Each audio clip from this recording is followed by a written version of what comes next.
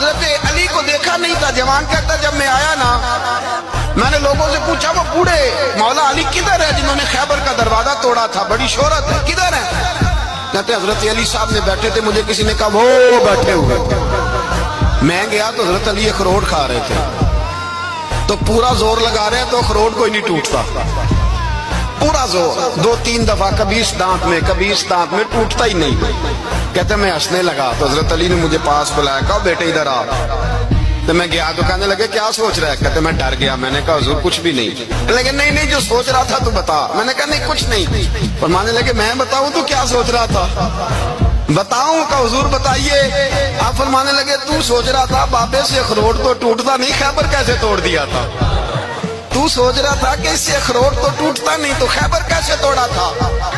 فرماتے ہیں میں نے کہا میں یہی سوچ رہا تھا. یہ جب عرض کیا نا تو فرماتے ہیں شیر خدا کا رنگ ہی بدل گیا. پہلے مسکرا رہے تھے پھر انداز بدل گیا.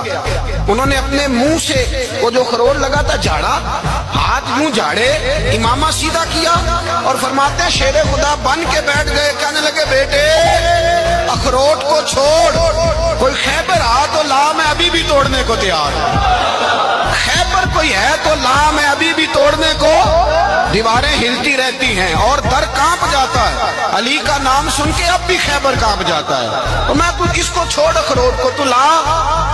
کہتے ہیں میں نے کیفیت دیکھی تو حضرت علی کا تو رنگ ہی بدل گیا.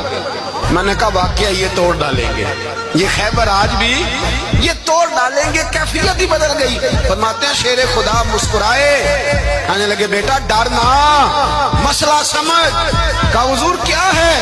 آپ فرمانے لگے اخروٹ میں جسم کی قوت سے توڑ رہا ہوں اور خیبر میں نے اپنے ایمان کی قوت سے توڑا تھا. میرے ایمان میں آج بھی بڑی قوت ہے. آج بھی اگر کفر للکارے گا, آج بھی اگر دین کا دشمن للکارے گا, علی کا